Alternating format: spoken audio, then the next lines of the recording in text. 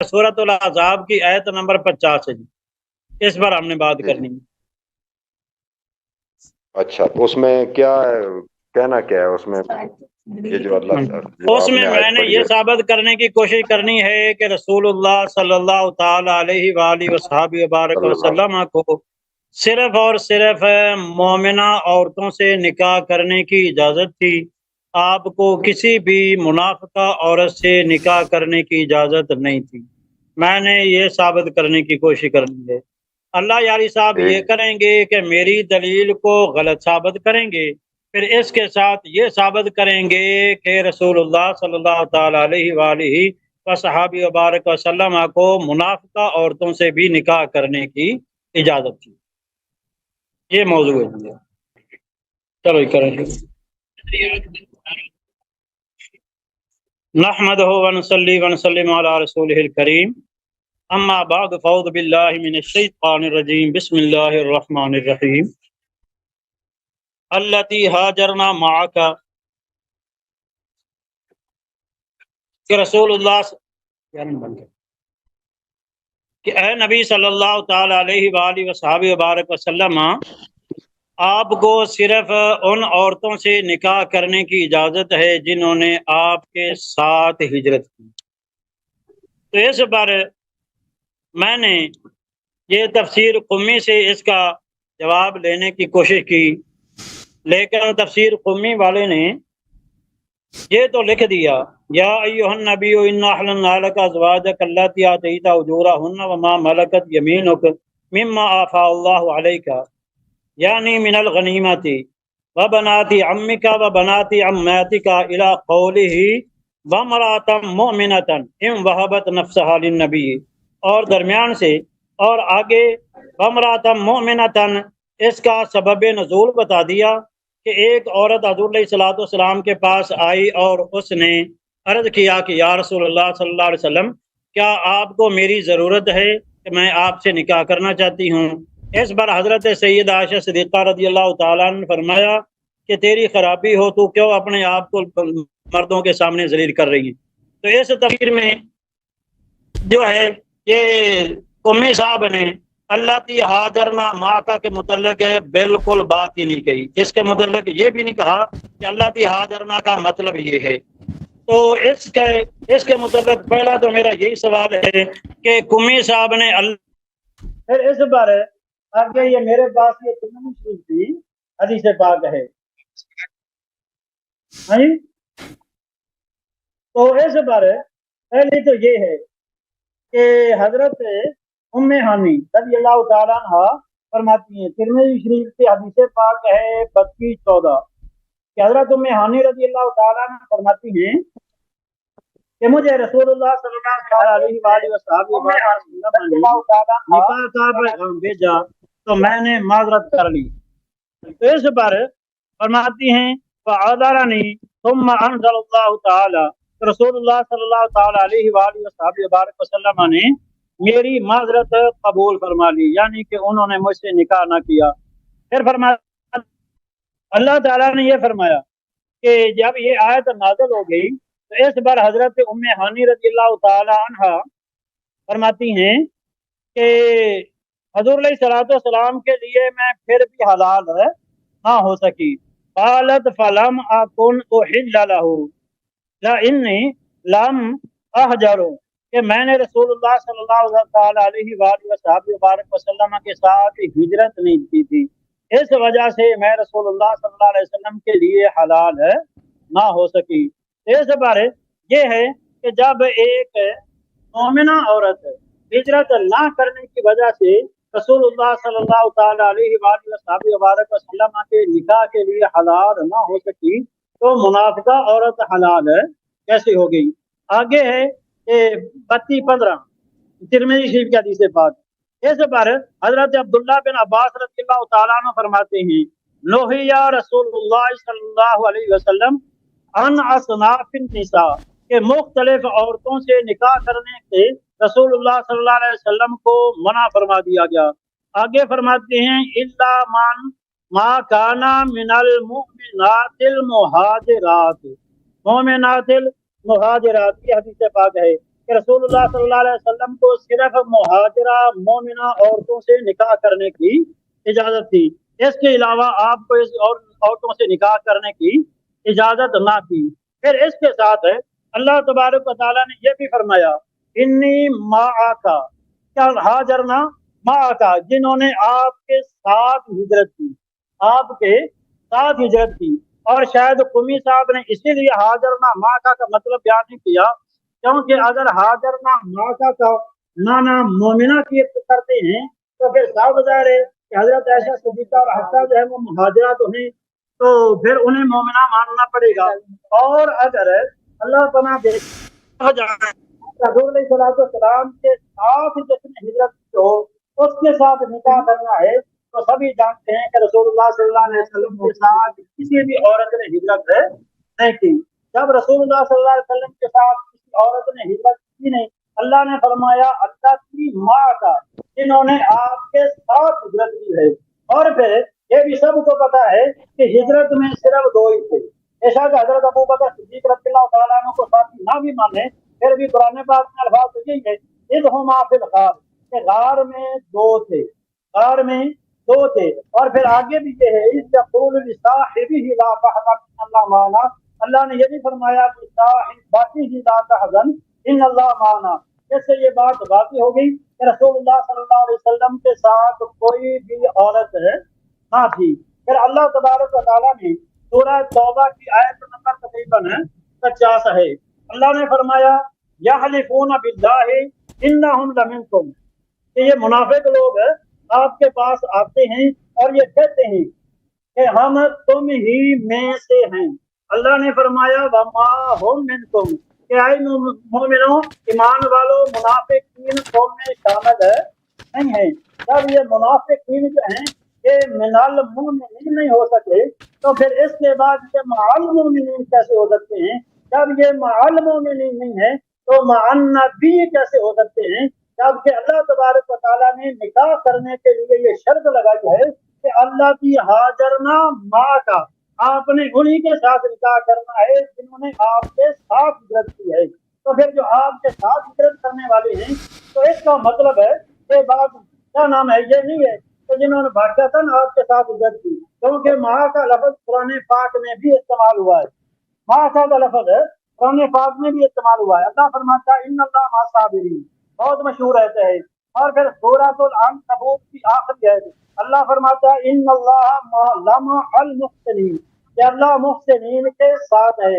اس کا مطلب یہ نہیں ہے کہ اللہ تبارک و تعالیٰ صابرین محسنین کے کیا نام ہے زمان یا مکان یا سفر میں ان کے ساتھ ہے۔ اس کا مطلب یہ ہے کہ جنہوں نے اللہ تبارک و تعالیٰ کو راضی کرنے کے لیے نیک اعمال بجا لائے یا نیک کا نام ہے اللہ کو راضی کرنے کے لیے صبر کیا، تو ایک بار اللہ تبارک و تعالیٰ کی طرف سے اللہ ان سے راضی ہو گیا، راضی ہونے پر اللہ تبارک و تعالیٰ کی طرف سے کیا نام ہے اللہ کی رحمت ان کے ساتھ ہو گئی۔ تو جس سے یہ بات واضح ہوتی ہے کہ نبی صلی اللہ علیہ وسلم آپ نے صرف انہی عورتوں سے نکاح کرنا ہے جنہوں نے آپ کو راضی کرنے کے لیے ہجرت کی، آپ کو راضی کرنے کے لیے ہجرت کی، اور جو آپ کو راضی کرنے کے لیے ہجرت کریں گے ظاہر ہے وہ کسی صورت منافق نہیں ہو سکتے۔ پھر اس کے ساتھ یہ بھی ہے کہ منافقین کے متعلق یہ ہے کہ 5 منٹ رہیں گے یار، 10 منٹ کا ٹائم ہے، 9 منٹ نہیں 10 منٹ کا ٹائم ہے تو پونے 10 ہو گئے، 15 سیکنڈ رہ گئے سارے۔ چلو آگے والا پھر سے جی 5 سیکنڈ تھے آپ کے، آپ کا ختم ہوا ٹائم، تو ابھی آدھی بات رہ جائے گی، وہ آگے والی ابھی علامہ صاحب آپ اس کا جواب دیں جو سوالات انہوں نے اٹھائے ہیں۔ جی سر، اعوذ باللہ من الشیطان الرجیم، بسم اللہ الرحمن الرحیم۔ محترم ناظرین، میں خوش آمدید کہتا ہوں اپنے محترم مناظر جناب علامہ یاسین صاحب کو اور اپنے بھائی محمد طارق ایوان صاحب کو۔ اللہ تعالیٰ آپ سب کو عزت سلامتی دے۔ میرے لیے مناظر کا لفظ استعمال نہ کریں، میں تو ایک عام سا مولوی صاحب نہیں ہوں، نماز پڑھانے والا، مناظر میں نہیں ہوں۔ جی آپ بعد میں بات کیجیے، درمیان میں نہ بولیں پلیز۔ ہاں تو عرض یہ ہے کہ انہوں نے ایک آیت سے استدلال کی ہے. وہ کہتے ہیں کہ اللہ تعالیٰ نے نبی صلی اللہ علیہ وسلم کو قرآن میں کہا کہ آپ صرف مؤمنہ عورتوں سے شادی کر سکتے ہیں, غیر مؤمنہ سے شادی نہیں کر سکتے. تو اس کا نتیجہ یہ ہوگا کہ جس عورت سے بھی نبی صلی اللہ علیہ وسلم کی نکاح ثابت ہو گئی وہ مؤمنہ ہے, وہ غیر مؤمنہ نہیں ہو سکتی. تو وہ کس سے استدلال کرتے ہیں؟ وہ سورہ مبارک کے احزاب کے آیت نمبر 50 سے استدلال کرتے ہیں. تو آئیے آیت نمبر, انہوں نے اس آیت کو آج بھی نہیں پڑھا, تلاوت نہیں کیا, ترجمہ بھی نہیں کیا نا, کہ آیت کیا کہہ رہا. آیت کیا واقعاً انہی کے مدعا کو کہہ رہا ہے کہ اللہ نے کہا کہ اے نبی صلی اللہ علیہ وسلم آپ صرف مومنہ سے شادی کریں, غیر مومنہ سے شادی آپ کے لیے جائز نہیں ہے. آیا یہی کہہ رہا ہے, کچھ اور کہہ رہا ہے. ملاحظہ کریں قرآن مجید فرقان حمید میں سورہ مبارک احزاب ہے بھائی, آیت نمبر 50. اعوذ باللہ من الشیطان الرجیم. یا ایھا النبی, اے میرے نبی, انا احللنا لک, ہم نے آپ کے لیے جائز بنایا ہے. جو مذکورات آئیں گی نا ان سے شادی کرنا آپ کے لیے جائز کر دیا, حلال کر دیا. ان کے ماورا کوئی اور حرام ہے یہ آیا نہیں کہہ رہا. وہ کیٹیگوریز, وہ عورتوں کے اصناف جو اللہ نے حلال کیے وہ کیا کون ہے؟ جن عورتوں کا آپ نے مہر دیا, جن کا آپ نے صداق عطا کیا, اور جو آپ کے ملکت یمین کا, جو آپ کے کنیز ہیں, مما افاء اللہ علیک, جو جنگوں میں وہ غنائم میں آ گئے. اچھا, وہ بنات عمک, آپ کے چچا کی بیٹیاں, وہ بنات عماتک, اور آپ کی پھوپھی کی لڑکیاں, وہ بنات خالک, وہ بنات خالاتک, اور آپ کے جو ماموں کی لڑکیاں بیٹیاں ہیں, اور آپ کے خالاؤں کی جو بیٹیاں, ان سے آپ کی شادی جائز ہے. اللتی ہاجرن معک, جو آپ کے ساتھ جنہوں نے ہجرت کی, ان سے شادی کرنا جائز ہے. وامرأة مؤمنة إن وهبت نفسها للنبي صلى الله عليه وآله إن أراد النبي صلى الله عليه وآله أن يستنكحها خالصة لك من دون المؤمنين. آخری صنف جو مذکور ہے, جو آپ کے لیے ہم نے جائز کر دی کہ آپ اس سے شادی کر سکتے ہیں, وہ کون ہے؟ وہ مؤمن عورت جو اپنے آپ کو بغیر مہر کے, بغیر صداق کے, بغیر پیسے لیے آپ کو جائز وہ حلال کر دے کہ بھئی میں آپ کی بیوی بننا چاہتی ہوں اور مہر کی ضرورت نہیں. اور یہ صرف آپ کے لیے, یہ دوسروں کے لیے نہیں ہے. دوسروں مردوں اگر شادی کرنا چاہیں نا, ان کو مہر دینا ضروری ہے. تو آیہ یہ کہہ رہا ہے, انہوں نے آیہ میں ہمیں ایسی کوئی بات نہیں دکھائی کہ آیہ یہ کہہ رہا ہو کہ دوسرے اصناف سے اگر کوئی عورت منافقہ اس سے آپ شادی نہیں کر سکتے. میں نے آپ کے لیے یہ چیزیں جائز کر دی ہیں, بقیہ حرام ہے ان سے شادی کرنا, یہ آیہ نہیں کہہ رہا. اور پھر انہوں نے کیا کیا بھائی, انہوں نے ترمذی کی 2 روایات پڑھی ہیں. اب میرے پاس نہیں ہے کہ وقت نہیں ہے کہ میں پوری روایت آپ کو پڑھ کے سناؤں, لیکن یہ روایت ضعیف ہے. یہ کتاب کیا ہے؟ ضعیف ہے, سنن ترمذی ہے, محمد ناصر الدین الالبانی نے روایت کیا. یہ انہوں نے 2 روایتیں سے پڑھی ہیں. ایک وہ ام ہانی والی حدیث ہے 3214, ضعیف الاسناد جدا, یہ بہت ہی ضعیف السند ہے. پہلی بات ہے کہ یہ کوئی شیعہ حدیث بھی نہیں ہے, ان کی اپنی کتاب کی حدیث ہے. صحیح بھی ہوتا تو ہمارے لیے حجت نہیں ہے, مناظرے میں اس کو کوٹ نہیں کر سکتے. اب جائے کہ یہ بہت ہی ضعیف ہے. پھر انہوں نے عبداللہ ابن عباس والی روایت پڑھی اس کے بعد کہ نوحی رسول اللہ صلی اللہ علیہ وسلم, یہ جو ہے یہ بھی ضعیف الاسناد ہے. یہ اس کو بھی ضعیف کہا ہے ان کے اپنے علماء نے, میں نے نہیں کہا, ان کے اپنے اعلام نے کہا یہ ضعیف ہے. ان کو مناظرے کے آداب سیکھنا چاہیے, اپنے کتب سے استدلال نہ کریں, بالخصوص وہ کہ وہ احادیث جو ان کے اپنے کتب میں ضعیف ہیں. اچھا, جب یہ احادیث ان کے اپنے کتب میں ضعیف ہیں تو ان کے اپنے لیے حجت نہیں ہے, مناظرے میں کیسے حجت ہو سکتے ہیں؟ اب آتے ہیں پھر آیا کا انہوں نے بالکل ترجمہ ہی نہیں کیا کہ آیا یہ کہہ رہا ہے کہ بھئی ادعا صرف, آیا یہ کہہ رہا ہے کہ آپ غیر مومنہ سے شادی نہیں کر سکتے. آیا نے کب بولا یہ بات؟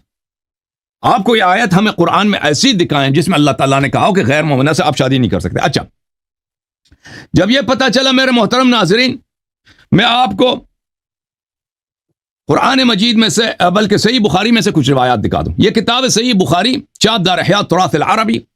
ملاحظہ کریں, یہاں پر حدیث نمبر 75 ہے. عبداللہ ابن عباس کہتے ہیں کہ رسول اللہ صلی اللہ علیہ وسلم نے مجھے گلے لگایا ہے اور کہا ہے اللہم علمہ الکتاب, اے اللہ اس کو قرآن مجید کی تفسیر کا علم دے دو.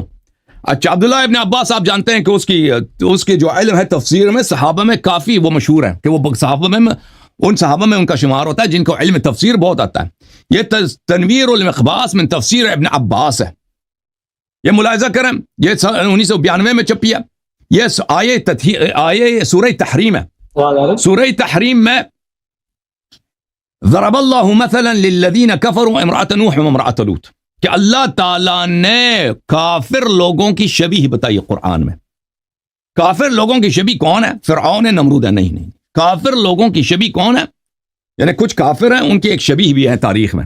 وہ کون ہے؟ امرأۃ نوح و امرأۃ لوط. ان کی مثال ہے. ان کی مثل کس کو بولتے ہیں؟ مثل شبیہ کو مثل شبیہ کو بولتے ہیں. ان کی مثال ہے. ان کے لیے اللہ نے ایک مثال بیان کافروں کے لیے. اچھا زوجی نوح زوجی لوط. اچھا اس سے مراد کون ہے بھائی؟ عبداللہ ابن عباس بتاؤ. عبداللہ ابن عباس وہی جو بخاری میں اس نے کہہ دی کہ رسول اللہ صلی اللہ علیہ وسلم نے گلے لگا کہا کہ یہ اللہ اس کو قرآن کی تفسیر کا علم سکھا دو. کہتے ہیں خوف عائشہ و حفصہ لإیذائہم النبی صلی اللہ علیہ وسلم. اللہ تعالیٰ نے عائشہ اور حفصہ کے متعلق بولا ہے لإیذائہما، کیونکہ عائشہ اور حفصہ دونوں نے نبی کریم صلی اللہ علیہ وسلم کی اذیت کیا. اچھا کس طرح؟ بامرأۃ نوح و امرأۃ لوط. ان کے لیے جو مثال دی ہے امرأۃ نوح و امرأۃ لوط کی، زوجی نوح اور زوجی لوط کی. اور کہا ہے ضرب اللہ مثلا للذین کفروا بامرأتین الکافرتین. ان کی مثال ہے دو کافر عورتیں. اچھا اب آپ کی خدمت میں یہ تفسیر ہے معانی القرآن لابو یحییٰ ابو زکریا یحییٰ بن زیاد الفراء متوفى سنہ 207 جزء ثالث چاپ عالم الکتب. یہاں پہ ملاحظہ کریں ضرب اللہ مثلا للذین کفروا. یہ قرآن مجید ہے. قرآن مجید پہ ایمان واجب ہے. قرآن مجید کے ہر آیت کی تصدیق واجب ہے، ایمان ہے. ایک آیت کا انکار کریں، شک کا اظہار کریں، تصدیق نہ کریں، انسان کافر ہو جاتا ہے. اچھا اس مثلا للذین کفروا امرأۃ نوح و امرأۃ لوط یہ کون ہے؟ یہ شیعہ کتابیں ہیں، نہیں آپ لوگوں کی کتابیں ہیں. اور قرآن مجید سے کہ مفسرین ہیں هذا مثلا اريد به عائشہ و حفصہ فضرب لهما المثل. یہ جو مثال اللہ نے دی ہے امرأۃ نوح و امرأۃ لوط کی، یہ کون ہے؟ اس سے مراد اس مثال سے اس شبیہ سے مراد عائشہ اور حفصہ ہیں. ان کے لیے مثال دی گئی ہے. ہائے ہائے ہائے شیخ صاحب پس گئے آپ. الوسیط فی تفسیر القرآن المجید تالیف ابو الحسن علی ابن احمد الواحدی النیسابوری جزء رابع چاپ دار الکتب العلمیہ سنہ 1994 میں چھپی ہے. ملاحظہ کریں صفحہ نمبر 322 ضرب اللہ مثلا للذین کفروا امرأۃ نوح و امرأۃ لوط. اللہ نے شبیہ بتایا کافر لوگوں کی شبیہ. مثال کون ہے؟ نوح کی زوجہ اور لوط کی زوجہ علیہم السلام. اچھا فرماتے ہیں خوف عائشہ و حفصہ اللہ تعالی وفی تظاہرہما علی الرسول صلی اللہ علیہ وسلم. عائشہ اور حفصہ نے نبی صلی اللہ علیہ وسلم کے خلاف دشمنی کیا. اس بنا پر اللہ نے ان کو دھمکی دیا، اللہ نے ان کی تخویف کیا. وَضَرَبَ لَهُمَا امرأۃ نوح و امرأۃ لوط مثلا. اللہ نے ان کی مثال بتا دی، شبیہ بتا دی، مثل دی ان کے لیے. کس کی؟ امرأۃ نوح و امرأۃ لوط کی. ہائے ہائے ہائے ہائے. اب تو قرآن کی تصدیق کریں گے شیخ صاحب یا نہیں کریں گے؟ علامہ محمد یاسین صاحب یا قرآن کی آیات کا انکار کریں گے؟ فتح القدیر تالیف محمد ابن علی ابن محمد الشوکانی جزء خامس صفحہ نمبر 339 ضرب اللہ مثلا للذین کفروا امرأۃ نوح و امرأۃ لوط. اچھا اس آیت کی شرح میں وہ فرماتے ہیں، تفسیر میں فرماتے ہیں وقال یحییٰ بن سلام نے کہا ضرب اللہ مثلا للذین کفروا يحذر بي عائشة وحفصة من المخالفة لرسول الله صلى الله عليه وآله حين تظاهرتا عليه. عائشہ اور حفصہ نے رسول صلی اللہ علیہ وسلم کے خلاف دشمنی کی ہے، تظاہر کی ہے، دشمنی کی ہے، ایک دوسرے کے ساتھ مل کر دشمنی کی. اللہ تعالیٰ نے ان دونوں کو تحذیر کیا، باخبر کیا کہ بھئی خبردار. وما احسن من قال، اور جس شخص نے یہ بولا کتنا پیارا بولا ہے فإن ذكر امرأتين النبيين بعد قصتهما ومظاهرتهما على رسول الله صلى الله عليه وآله يرشد أشد أتم إرشاد ويلوح أبلغ التلويح أن المراد تخويفهما. کہتے ہیں کہ عائشہ اور حفصہ ہی کی کہانی ہے سورہ تحریم میں، ان تتوبا إلى الله فقد صغت قلوبكما وغیرہ وغیرہ. عسى ربه ان طلقكن ان يبدله ازواجا خيرا منكن. یہ عائشہ اور حفصہ کی کہانی جس نے بولا ہے کہ ان کی کہانی بیان کرنے کے بعد اللہ نے ان کی مثال دی، ان کی شبیہ بیان کی قرآن میں، اور ان کو بتا دیا کہ بھئی تمہاری مثال کس کی مثال ہے. جب اللہ تعالیٰ نے ان کی شبیہ بتا دیا. ہاں جی سر وقت ختم ہو. شیخ صاحب. جی شیخ صاحب علامہ یاسین صاحب آپ بسم اللہ الرحمن الرحیم. ہاں جی شروع کر آواز نہیں آ رہی؟ آپ کا آ رہی ہاں جی، ٹائم شروع کر دو۔ بسم اللہ الرحمن الرحیم۔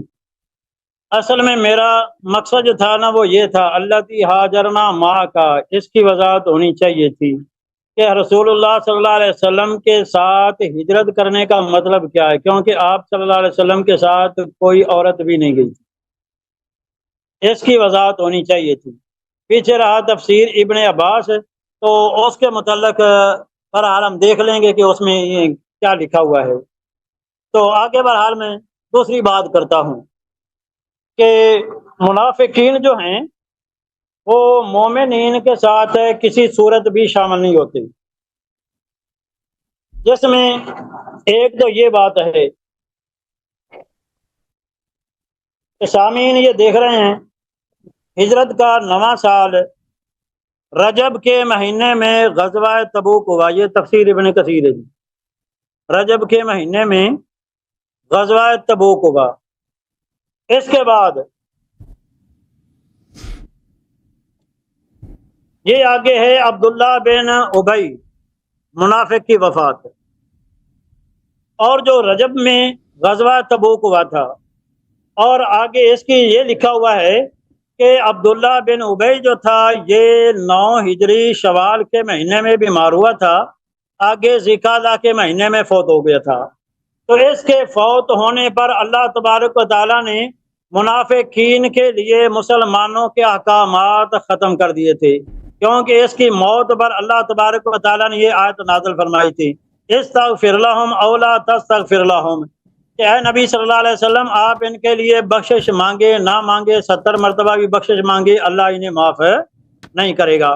پھر اس کے بعد اللہ تبارک و تعالیٰ نے یہ بھی فرما دیا فلا تصلی علی احد منہم مات ابدا، کہ اے نبی صلی اللہ علیہ وسلم آپ نے ان کی نماز جنازہ نہیں پڑھنی، ولا تقم علی قبرہ، ان کی قبروں پر بھی نہیں جانا۔ تو لہذا یہاں پر یہ بات کنفرم ہو گئی کہ آج عبداللہ بن ابی کی وفات کے بعد منافقین جو تھے وہ کسی صورت بھی مسلمانوں میں شامل نہیں ہو سکتے تھے، لہٰذا ان کی بعد میں نہ نماز جنازہ، نہ ان کے لیے بخشش کی دعا، نہ ان کی قبر پہ جانا۔ جو احکامات کافروں کے لیے وہی احکامات منافقین کے لیے ہو گئے، اور یہ کام جو تھا یہ 9 ہجری شوال اور ذیقعدہ میں یہ کام ہو گیا، لیکن اس کے بعد بہرحال یہ بات پھر کبھی کریں گے۔ اور آگے 9 ہجری میں جو یہ کیا نام ہے تاریخ ابن کثیر نے لکھا ہے کہ 9 ہجری میں کیا نام ہے رسول اللہ صلی اللہ علیہ وسلم نے حضرت سیدنا ابو بکر صدیق رضی اللہ تعالیٰ عنہ کو امیر حج بنا کر بھیجا۔ اس پر بھی میرا سوال یہ ہے کہ جب اللہ تبارک و تعالیٰ نے منافقین کے لیے عبداللہ بن ابی کی موت پر سارے احکامات مسلمانوں کے ختم کر دیے، ان کے لیے وہی احکامات ہو گئے جو کافروں کے لیے تھے، تو پھر اللہ تبارک رسول اللہ صلی اللہ علیہ وسلم نے حضرت ابو بکر صدیق رضی اللہ تعالیٰ عنہ کو امیر حج کیوں بنایا؟ تو بہرحال اس کا مطلب یہ ہوا کہ نبی صلی اللہ علیہ وسلم نے اللہ تبارک و تعالیٰ کے حکم کو توڑتے ہوئے منافقین کو پھر آگے کر دیا۔ لیکن اس کے ساتھ دوسری بات یہ بھی تھی کہ رسول اللہ صلی اللہ علیہ وسلم نے حضرت سیدہ عائشہ اور حفصہ کو طلاق دے دی تھی، جو وہ پچھلی مرتبہ حدیثیں بتائی تھیں ابو داود کی، نسائی کی، ابن ماجہ کی، وہ حدیثیں میں نے دیکھی، واقعی اسی طرح ہے، لیکن اس میں ایک یہ بھی تھا کہ طلق ثم رجعها، کہ رسول اللہ صلی اللہ علیہ وسلم نے پہلے طلاق دے دی پھر اس کے بعد رجوع کر لیا۔ تو یہ سب جانتے ہیں کہ طلاق دینے کا بھی کوئی نہ کوئی سبب ہوتا ہے، میاں بیوی کے درمیان بغیر سبب کے طلاق نہیں ہوتی، چاہے وہ کیا نام ہے شوہر میں تو غلطی ہو یا بیوی میں غلطی ہو۔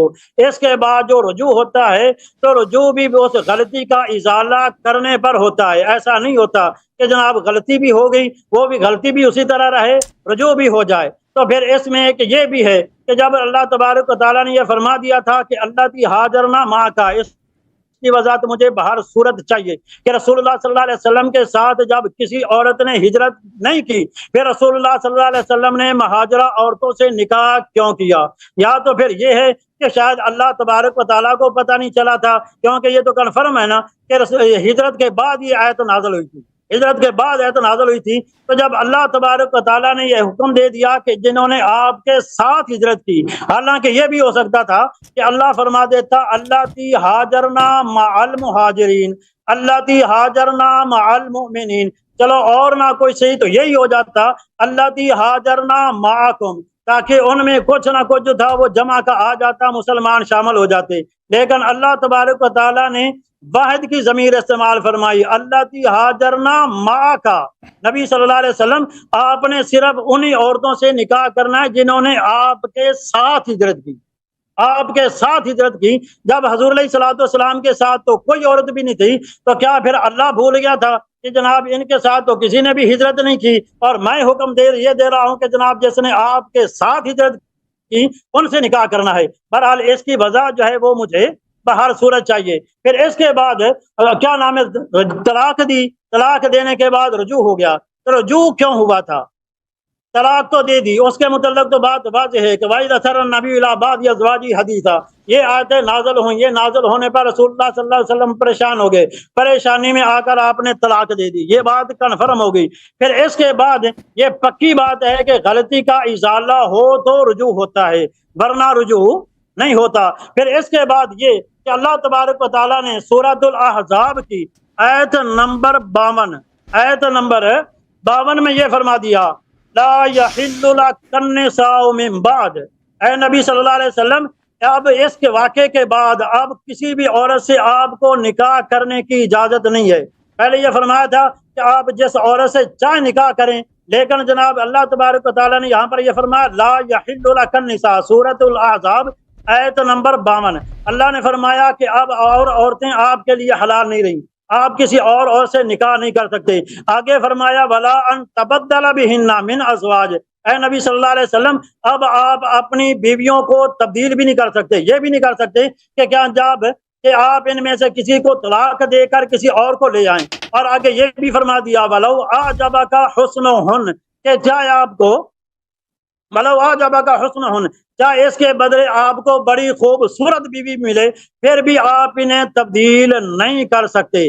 تو پھر جب اللہ تبارک و تعالیٰ نے اور پھر اس بار یہ کہتے ہیں کہ جناب حضور علیہ الصلوۃ والسلام نے جو رجوع فرمایا تھا وہ اللہ تبارک و تعالیٰ کے اس فرمان پر رجوع کیا تھا کہ اللہ نے فرما دیا کہ آپ نے ان بیویوں کو طلاق دی ہے، طلاق دینے پر اب آپ کے لیے یہ حکم ہے کہ اب اس کے بعد آپ کسی بھی عورت سے نکاح نہیں کر سکتے۔ اور یہ بھی فرما دیا کہ اب آپ یہ بھی نہیں کر سکتے کہ جناب ان عورتوں کو طلاق دے کر کسی اور سے نکاح کریں، یہ بھی آپ نہیں کر سکتے۔ پھر آگے اللہ تبارک و تعالیٰ نے بھی تنبیہ کا لفظ استعمال فرمایا، اللہ نے فرمایا ان اللہ کان علیکم رقیبا، بے شک اللہ تم پر رقیب ہے، اللہ تم پر رقیب ہے۔ رقیب اسے کہتے ہیں جو تنقید کے ساتھ کسی پر نظر رکھنے والا ہو۔ تو اس کا مطلب یہ ہوا کہ اللہ تبارک و تعالیٰ نے یا تو پھر یہ تھا کہ اللہ نے کو اس جناب کیا نام ہے ان منافقہ عورتوں پر رحم آ گیا کہ نبی صلی اللہ علیہ وسلم کے فیصلے کو غلط قرار دے کر جناب ادھر ان سے کہہ دیا گیا کہ جناب کیا نام ہے کہ اس کے بعد آپ انہیں طلاق بھی نہیں دے سکتے، اور آپ ان کے ساتھ کیا نام ہے طلاق بھی نہیں دے سکتے، ان کے بدلے کیا نام تبدیل بھی نہیں کر سکتے۔ تو کیا اللہ تبارک و تعالیٰ نے یہ کام کر دیا کہ نبی صلی اللہ علیہ وسلم کے فیصلے کو غلط قرار دے کر جناب ان ازواج مطہرات کو عائشہ اور حفصہ کو جناب دوبارہ نکاح میں لانے کے لیے مجبور کر دیا؟ یہ بھی عجیب بات ہے کہ پھر جناب ایک طرف حضرت ام ہانی، پھر اس کے ضمن میں یہ بات بھی عرض کر دوں، میرے لیے صرف اور صرف موضوع حدیث وہ ناقابل تسلیم ہے۔ اس کے علاوہ کیونکہ بات جو ہوتی ہے وہ سچی ہوتی ہے جھوٹی ہوتی ہے، بات سچی ہوتی ہے جھوٹی ہوتی ہے۔ حدیث سے بھی حدیث کی صرف دو ہی قسمیں ثابت ہیں، ایک صحیح دوسری موضوع۔ باقاعدہ جناب کیا نام ہے وہ محدثین کے اپنی رائے اور راویوں کو دیکھتے ہوئے انہوں نے وہ قیاس کیا ہوا ہے، میں اس کا پابند نہیں ہوں کہ تسلیم کروں یا نہ کروں۔ تو پھر جناب جب حضرت ام ہانی رضی اللہ تعالیٰ عنہ مومنہ تھی، مہاجرہ نہ ہونے کی وجہ سے ان کے ساتھ نکاح حرام ہو گیا، اور ادھر عجیب بات ہے کہ جناب منافقہ عورتوں کی کو طلاق دینے پر اللہ تبارک و تعالیٰ کی طرف سے رجوع کا حکم بھی آ گیا، اور آگے جناب مزید عورتوں سے نکاح کرنا بھی حرام کر دیا۔ یہ بھی عجیب منافقہ کی سپورٹ ہے۔ اور پھر یہ بھی ہے کہ جب منافقین کا حکم جو تھا وہ عبداللہ بن ابی کی موت پر ختم ہو گیا، تو پھر رسول اللہ صلی اللہ علیہ وسلم نے ان عورتوں کو، ان حفصہ اور عائشہ کو اپنے نکاح میں کیوں رکھا؟ اپنے نکاح میں کیوں رکھا؟ کیونکہ 9 ہجری میں حضور علیہ الصلوۃ والسلام اس کے بعد تقریباً 1.5 سال اس دنیا میں زندہ رہے، تو کافرات جب کفر واضح ہو گیا تو اس کے بعد جناب انہیں اپنے نکاح میں رکھنا کسی صورت بھی مناسب نہیں تھا۔ ختم ہو گیا جی، چلو جی ختم ہو گیا ٹائم، ٹھیک ہو گیا جی۔ علامہ حسن اللہ یاری صاحب جی سر، جواب دیں ان کے پوائنٹ جو بسم اللہ الرحمن الرحیم۔ محترم ناظرین، آپ نے دیکھا کہ میں نے کوئی شے حدیث نہیں کوٹ کی، کوئی شے کتاب نہیں کوٹ کیا، میں نے ان کے سامنے قرآن مجید کے آیات اور ان کے اپنے بڑے بڑے علماء مفسرین جن میں ابن عباس جیسا عظیم القدر اور عظیم الشان مفسر صحابی شامل ہے، وہ میں نے دکھا دیا کہ انہوں نے کہہ دیا کہ اللہ تعالیٰ نے صاف طور پہ قرآن مجید میں کہہ دی کہ نبی صلی اللہ علیہ وسلم کی 2 مشہور معروف بیویاں جناب حفصہ اور جناب عائشہ کی مثال کس کی مثال ہے؟ زوجہ لوط اور زوجہ نوح کی ہے۔ اب اس کے سامنے یہ کیا فلسفہ باندھیں گے؟ اس کا جواب ہی نہیں دیا جی، اس آئے قرآن کے انہوں نے بالکل جواب ہی نہیں دیا۔ شیخ صاحب آپ کب قرآن کی تصدیق کریں گے؟ آخر قرآن کا کیا جرم ہے کہ کسی افتؤمنون ببعض الکتاب وتکفرون ببعض، بعض آیات پہ آپ کا ایمان ہے، دوسری آیات پہ آپ کفر ورستے ہیں ان سے۔ آپ کیوں سب آیات پہ ایمان نہیں لاتے؟ جب قرآن نے کہہ دیا فلانے شخص کی مثال ایک کافر کی مثال ہے تو آپ کہہ دینا کہ اس کی مثال تصدیق کرو، بولے اس کی مثال کافر کی مثال ہے، ختم ہے۔ جب قرآن نے کہہ دیا تو مناظرہ ہی ختم ہے، گفتگو ہی ختم۔ جب قرآن نے کہہ دیا، آپ کی کتابوں سے دکھا دیے، تو اس مزید کیا گفتگو کرنا؟ آپ کوئی حدیث تو لاتے نہیں ہیں، کہتے ہیں کہ ابو بکر کو کیوں بھیجا امیر الحاج بنا کر؟ او بھائی اس کا عائشہ و حفصہ سے کیا تعلق ہے؟ عائشہ کو حفصہ سے کیا؟ پھر آپ کی شیعہ حدیث آپ نے دکھائی ہے کہ ابو بکر کو امیر الحاج بنا کے بھیجا ہے، ٹھیک ہے نا، سن 9 ہجری کو۔ آپ خود کہتے ہیں کہ سن 9 ہجری کے بعد منافقین کے احکام ختم ہو گئے، منافقین کے احکام ختم ہوئے۔ یہ سن 9 ہجری کے بعد ختم نہیں ہوا ہے، بلکہ اسی ابو بکر عمر صاحب کی جو حدیث ہے بخاری میں، عبداللہ ابن ابی ابن سلول کی نماز کے واقعے میں عمر خود کہہ رہا ہے کیا اللہ نے آپ کو منع نہیں کیا ہے کہ آپ اس پہ نماز نہ پڑھائیں؟ تو سے واضح طور پہ پتہ چلتا ہے کہ منع صلاۃ کی آیت پہلے نازل ہو چکی تھی، کیوں اگر نہ ہو چکی تھی تو کیوں کہہ رہا ہے کہ آپ کو اللہ نے منع کیا، آپ کیوں اس پہ نماز پڑھا رہے ہیں؟ تو اس سے بخوبی پتہ چلتا ہے کہ پہلے نازل ہو چکی تھی، اور رسول صلی اللہ علیہ وسلم وہاں پہ نماز پڑھانے نہیں گئے تھے، رسول صلی اللہ علیہ وسلم صورت نماز کی تھی، دل میں وہ لعنت کر رہے تھے اس پر۔ پھر آپ نے کہا کہ رسول اللہ صلی اللہ علیہ وسلم کو طلاق نہیں دے سکتے۔ کس نے کہا کہ طلاق نہیں دے سکتے؟ کس نے کہا؟ جب چاہیں طلاق دے دیں اپنی عورتوں کو، کوئی ایسی آیت نہیں قرآن میں کہ وہ طلاق نہیں دے سکتے۔ جب قرآن نے کہہ دیا عسى ربه ان طلقكن ان يبدله ازواجا خيرا منكن، جب قرآن نے کہہ دی کہ اگر وہ آپ کو طلاق دینا چاہیں بالکل طلاق دیں، آپ سے بہتر ان سے شادی کرائیں گے، مومنہ عورت لائیں گے، تو پتہ چلا کہ مومنہ بھی نہیں تھی نا، مسلمات مومنات۔ قرآن نے کہہ دیا نا بھائی عسى ربه ان طلقكن ان يبدله ازواجا خيرا منكن مسلمات مؤمنات، اگر یہ آپ کو طلاق دے دیں، خطاب کس عائشہ حفصہ سے ہے نا، اگر یہ آپ کو طلاق دے دیں تو آپ سے بہتر ان کے رشتے کرا دیں گے۔ کن سے؟ مسلمان مومنہ عورتوں سے۔ تو پتہ چلا یہ ظاہر میں مسلمان ہے اور ایمان بھی نہیں ان کا، یہ تو واضح ہے۔ اچھا قرآن یہ عجیب انہوں نے کہا کہ پریشانی میں عائشہ حفصہ نے اذیت کی، پریشانی میں انہوں نے طلاق دی، پھر غلطی کا ازالہ کیا، رجوع کیا ہے۔ یا سبحان اللہ، شیخ صاحب یہ داڑھی آپ کی موت آنے والی ہے، نبی صلی اللہ علیہ وسلم سے غلطی نسبت دے رہے ہو۔ عائشہ حفصہ کو غلط نہیں کہے گا، ٹھیک ہے نا، کہتا ہے نبی صلی اللہ علیہ وسلم نے اپنی غلطی، آپ نے الفاظ آپ نے سنے ہوں گے، انہوں نے کہا کہ ان سے غلطی ہو گئی ہے، اپنی غلطی کے ازالے کے لیے انہوں نے حفصہ سے دوبارہ رجوع کیا، یعنی نبی صلی اللہ علیہ وسلم معصوم نہیں ہے، اور غیر معصوم نبی نہیں ہو سکتا، غیر معصوم نبی نہیں ہو سکتا۔ آپ کا مطلب ہی یہی ہے بھائی کہ آپ نبی صلی اللہ علیہ وسلم کو غلطیوں کا اور مسٹیکس کا اور خطاؤں کا ایک مجموعہ سمجھتے ہیں۔ کبھی صحابہ سے غلطی نہیں، ہر غلطی نبی صلی اللہ علیہ وسلم کیا۔ اچھا عائشہ کو حفصہ کو کس لیے طلاق دیا؟ حفصہ کو کس لیے طلاق دیا؟ اس لیے کہ نبی صلی اللہ علیہ وسلم کو اذیت کیا۔ یہ دیکھیں، یہ آپ کی صحیح مسلم ہے، یہ اب عمر صاحب کی اپنی روایت ہے، ان کے اپنے الفاظ ہے، کم از کم قرآن کی تصدیق نہیں کرتے نا، عمر کی تصدیق کرو۔ یہ صحیح مسلم کتاب الطلاق، یہاں پہ باب فی الایلا، یہاں پہ عمر کے اپنے اقوال ہیں کہ میں گیا عائشہ کے پاس، فقلت یا بنت ابی بکر اقد بلغ من شأنک ان تؤذی رسول اللہ صلی اللہ علیہ وآلہ وسلم، اے ابو بکر کے بیٹی اب تیری بات یہاں تک پہنچی ہے کہ تو رسول اللہ صلی اللہ علیہ وسلم کو اذیت کرتی ہے اور رسول صلی اللہ علیہ وسلم گھر چھوڑ کے باہر باغ میں رہنے پہ مجبور ہو گئے. اتنی مظلومیت ہے, اتنی انہوں لوگوں نے اذیت کیا. اسی حدیث میں مشرب ابراہیم یعنی باغ ابراہیم گھر چھوڑ کے وہاں پہ گئے تھے. ہوئے جب نبی صلی اللہ علیہ وآلہ وسلم کو عمر کہہ رہے ہیں کہ عائشہ نے اذیت کی نبی صلی اللہ علیہ وسلم کی. آپ اس آیت کا جواب دے دو, ان الذین یؤذون اللہ ورسولہ لعنہم اللہ فی الدنیا والآخرہ وعد لهم عذابا مہینا. جو لوگ نبی صلی اللہ علیہ وسلم کی اذیت کریں اللہ نے ان کی دنیا میں لعنت کی, آخرت میں لعنت کی, ان کے عذاب مہین ہے. دنیا یہ تو کچھ بھی نہیں ہے بھائی. پاکستان کے سب مولوی آ جانا اسی حدیث کا جواب اور اس آیت کا جواب نہیں دے سکیں کہ عمر نے اعتراف کیا کہ عائشہ نے نبی صلی اللہ علیہ وسلم کی اذیت کیا اور اللہ نے اذیت کرنے والے کو لعنت کی جو نبی صلی اللہ علیہ وسلم کی اذیت کرتا ہے, اور اس کے لیے دنیا میں لعنت, آخرت میں لعنت, عذاب مہین. اللہ کی قسم عرب و عجم کے علماء آ جائیں آپ کے, اس کا جواب نہیں دے, آپ بھی نہیں دے سکیں گے. مجھے توقع بھی نہیں کبھی دے. مجھے ناظرین سے یہ تقاضا ہے کہ بھئی ایسے لوگ جو ان کے اپنے کتب میں قرآن مجید میں اللہ نے ان کی یہ حالت بتا دی ہے کہ ان سے بدتر مذمت ممکن نہیں ہے ان کے لیے. ان کو اپنا امام نہ مانو, دین ان سے نہ لو, دین مطہرین سے لے لو, دین اصحاب قصاص سے لے لو, جو نبی صلی اللہ علیہ وسلم جیسے ہیں ان سے لے لو. پھر عائشہ کیا کہتی ہے؟ عائشہ کہتی ہے کہ حفصہ نے, میں نے کیا تو حفصہ نے بھی کیا, اس سے جا کے پوچھو, اپنی بیٹی سے جا کے پوچھو. اور پھر میں حفصہ کے پاس گیا, حفصہ سے میں نے کہا کہ تیرا یہ کام ہے کہ تو نبی صلی اللہ علیہ وسلم کو اذیت کرتی ہے, اور میں نے کہا کہ قد علمت ان رسول اللہ صلی اللہ علیہ وسلم لا يحبك, تم کو پتہ ہے کہ رسول اللہ صلی اللہ علیہ وسلم تجھ سے محبت ہی نہیں کرتی, اگر میں نہ ہوتا تو تجھے طلاق دے دیتے. آپ نے کہا کہ نبی صلی اللہ علیہ وسلم سے غلطی ہو گئی, ان کو طلاق دیا, پھر دوبارہ رجوع کیا. کس نے کہا طلاق غلطی ہو گئی؟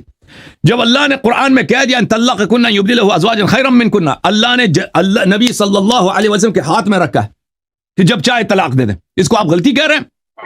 دوبارہ رجوع کرنا اس کا مطلب یہ نہیں ہوتا کہ اس سے غلطی ہو گئی ہے. ہو سکتا ہے اس کے خاندان والوں نے منت سماجت کی ہوگی کہ بھئی آپ معاف کریں. آپ کیوں کہہ رہے کہ نبی سے غلطی ہو گئی ہے؟ آپ کیوں کہتے ہیں کہ آپ معصوم کو, دیکھو حفصہ کو بچانے کے لیے نبی صلی اللہ علیہ وسلم کو غلط قرار دے رہے ہو؟ یار ایسے امتی, یہ امتی ہے, یہ نبی کی امتی ہے یا عمر کی امتی ہے, حفصہ کی امتی ہے؟ اب میں آپ کو دکھا دیتا ہوں میرے محترم ناظرین. یہ کہہ رہے تھے کہ ابو بکر کو امیر الحاج بنایا, اس نے کوئی حدیث کو تو کوٹ نہیں کیے. ان کی اپنی کتاب ہے سنن الکبریٰ للنسائی, جز نمبر 7, چاپ دار مؤسسۃ الرسالہ, ملاحظہ کریں.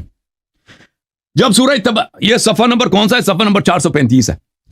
جب سورہ برات نازل ہوئی ہے, رسول اللہ صلی اللہ علیہ وآلہ وسلم نے ابو بکر کو سورہ برات کے ساتھ مکہ بھیجا, پھر اس کو واپس بلایا اور فرمایا کہ اس کو صرف میں یا وہ شخص جو مجھ سے ہے وہ تبلیغ کر سکتا ہے.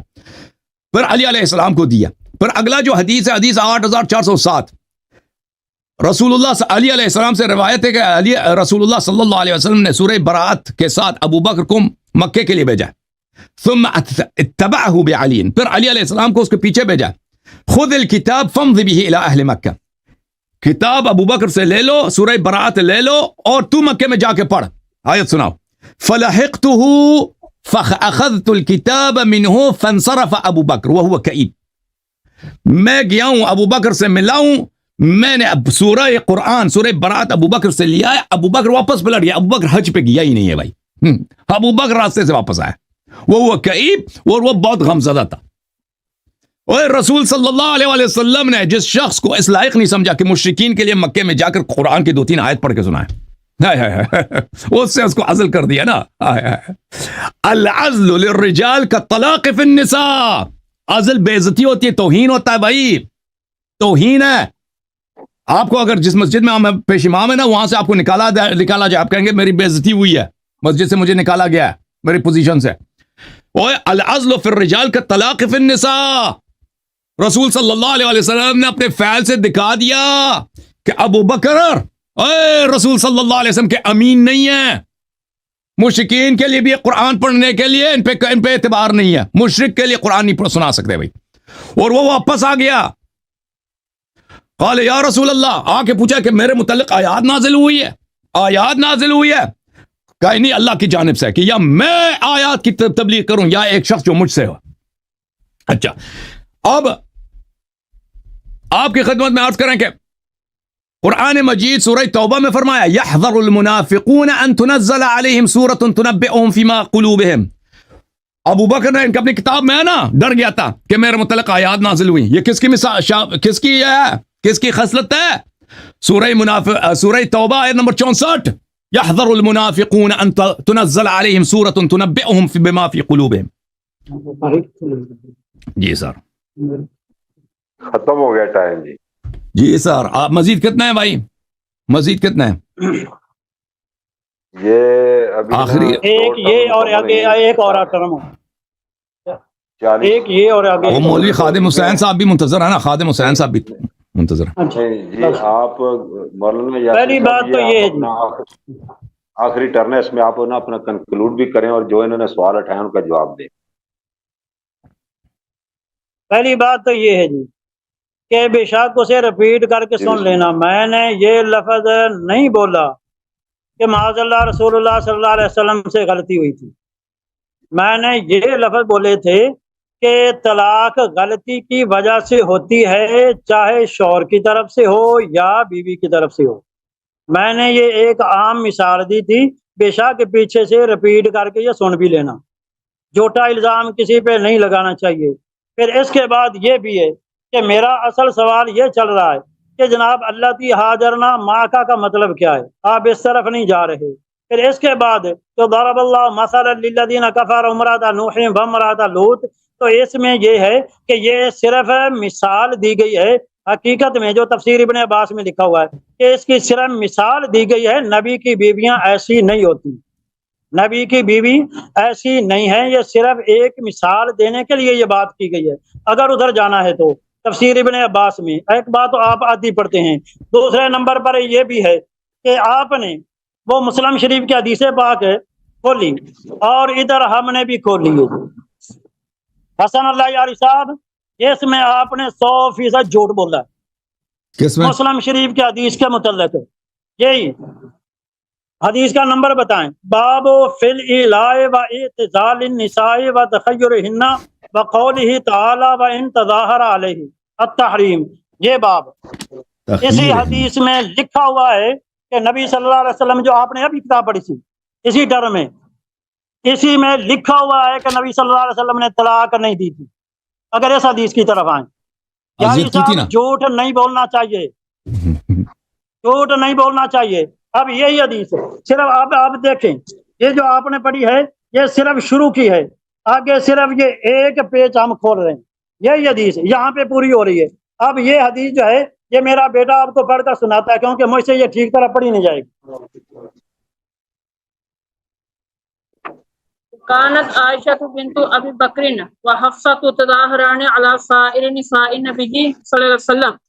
کہا کہ حضرت عائشہ صدیقہ رضی اللہ تعالیٰ عنہ حضرت حفصہ رضی اللہ تعالیٰ عنہ یہ نبی علیہ السلام کی تمام بیویوں پر ایک دوسرے کی مدد فرماتی تھی.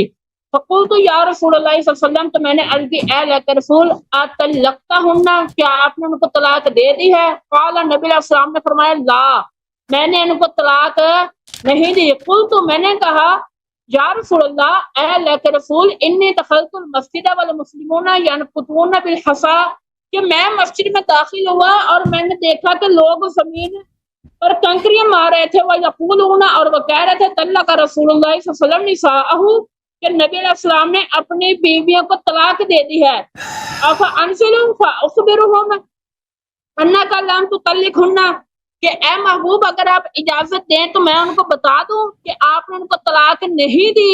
قال نعم، نبی علیہ السلام نے فرمایا جا تم ان کو بتا دو کہ میں نے عائشہ کو اور حفصہ کو طلاق نہیں دی. ان شئتا، اگر تم چاہو. اس سے یہ بات واضح ہو گئی کہ یاری صاحب حدیث میں بددیانتی نہ کیا کریں. پہلی بات تو یہ کہ اپنی کتاب کو بھی بتا دیتے تو یہ ٹھیک تھا. اس میں لکھا ہوا ہے کہ طلاق نہیں دی، طلاق نہیں دی، طلاق نہیں دی. یاری صاحب تم نے جھوٹ بولا. لعنت اللہ علی الکاذبین، لعنت اللہ علی الکاذبین، لعنت اللہ علی الکاذبین. نبیوں پر اگر انہوں نے یہ بھی ہے کہ اگر نبی صلی اللہ علیہ وسلم نے طلاق نہیں دی تھی تو پھر اس پر یہ کہنا کہ طلاق دے دی تھی، اس کا مطلب یہ ہوا کہ تمہارے نزدیک نبی نے جو طلاق نہیں دی تھی نبی نے غلط کیا تھا. نبی نے غلط کیا تھا جو طلاق دی تھی، کیونکہ تم کہتے ہو طلاق دی، ادھر لکھا ہوا ہے نبی نے طلاق نہیں دی اس حدیث میں، کم از کم اس کا حوالہ نہیں دینا چاہیے تھا۔ پھر اس کے بعد یہ ہے کہ جو آپ نے حضرت ابوبکر صدیق رضی اللہ تعالیٰ عنہ کے متعلق جو بات کی، اس وقت قانون دستور یہ تھا کہ جناب اگر کسی نے کسی کو پیغام پہنچانا ہوتا ہے تو وہ اس کا قریبی رشتہ دار پہنچائے گا، قریبی رشتہ دار پہنچائے گا۔ پھر اس کے بعد جو آپ نے یہ کہا کہ کیا نام ہے کہ حضرت منافقین کا وہ آیت پہلے نازل نہیں ہوئی تھی استغفر لہم، بلکہ اس کے بعد نازل ہوئی تھی۔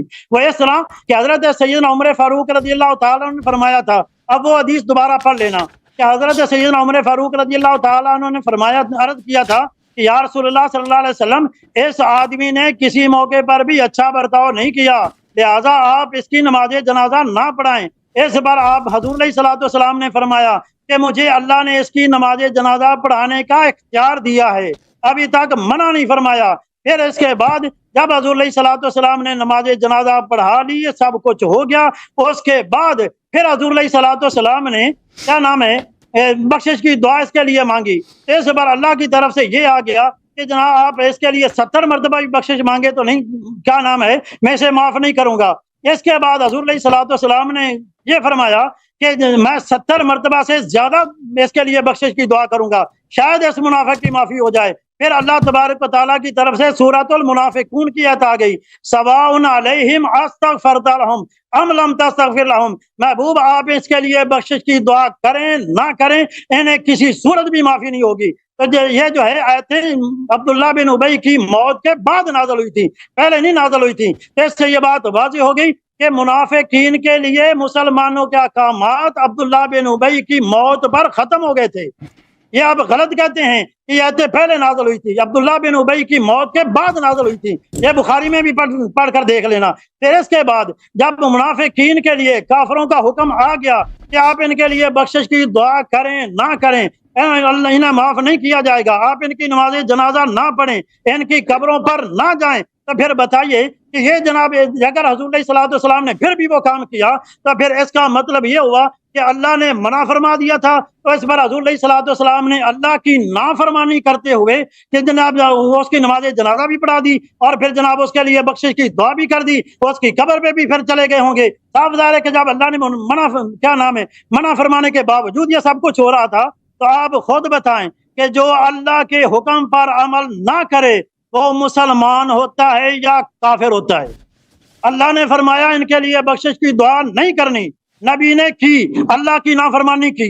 اللہ نے فرمایا ان کے لیے نماز نہیں پڑھنی، نبی نے پڑھ کر اللہ کی نافرمانی کی۔ تو جب اللہ کی نبی نے نافرمانی کر دی تو بتائیے تمہارے اس فتوے کے مطابق نبی مسلمان رہا یا کافر ہو گیا؟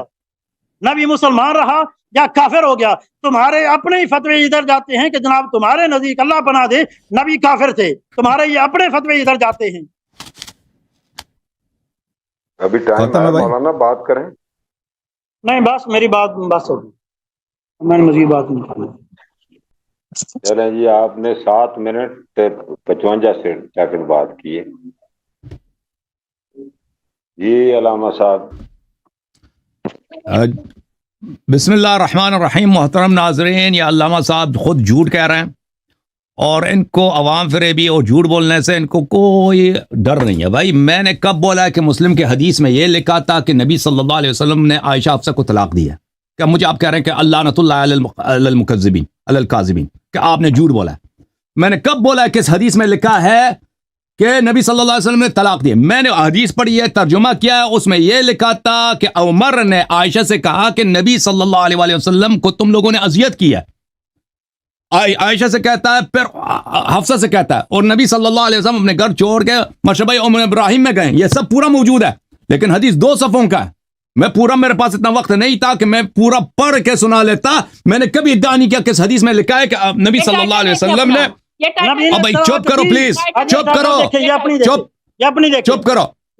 نبی نے طلاق دی جی، طلاق دی ہے، لیکن وہ اس حدیث میں نہیں ہے، اس حدیث میں ہے۔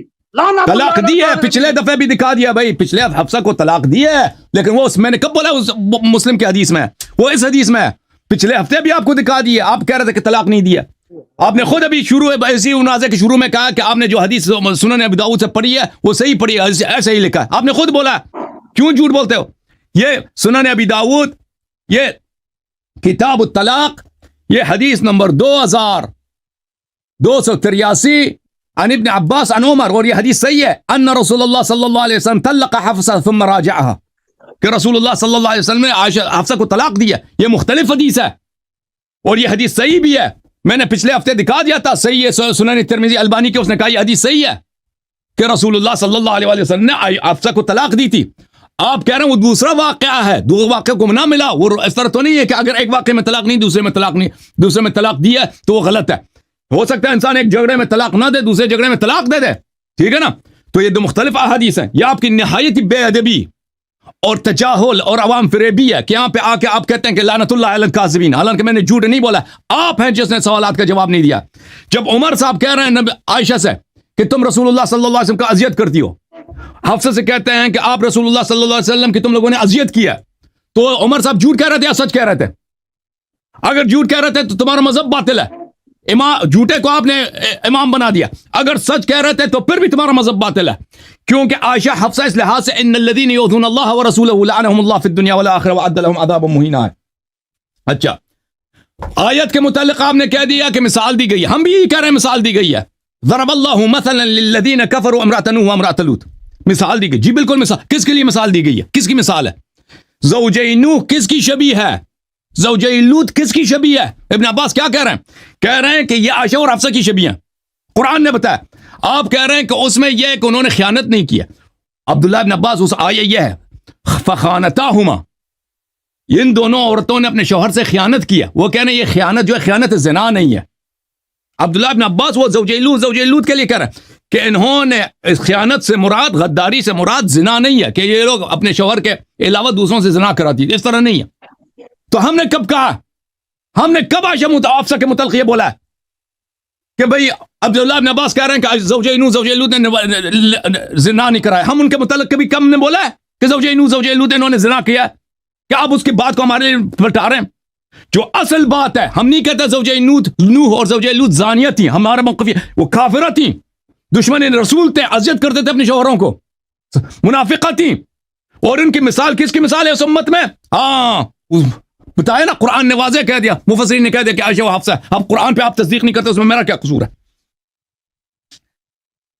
ابو بکر کے متعلق آپ نے کہا کہ اس زمانے میں دستور یہ تھا کہ اپنے قریبی رشتہ دار کو بیچ دیتے نا. تو دستور کو شروع سے کیوں؟ اگر کوئی یہ دستور تھا کس کتاب میں لکھا ہے؟ کربوں کا یہ دستور تھا. تو ابو بکر شروع سے نہ جاتا نا، صحابہ اس کو نہ جانے دیتے کہ یا رسول اللہ یہ آپ کا رشتہ دار ہی نہیں ہے، آپ کا رشتہ دار ہی نہیں ہے، آپ اس کو کیوں بیچتے ہیں کسی کے لیے؟ نبی صلی اللہ علیہ وسلم بھول گئے تھے عربوں کے رسوم کو؟ اور بھائی جب ابو بکر کو مدینے سے مکے کے راستے تک بھیجا ہے تو نبی صلی اللہ علیہ وسلم خود عرب نہیں تھے، بھول گئے تھے؟ ابو بکر عرب نہیں تھے، نہیں بھول گئے تھے رسم کو؟ دوسرے صحابہ عرب نہیں تھے؟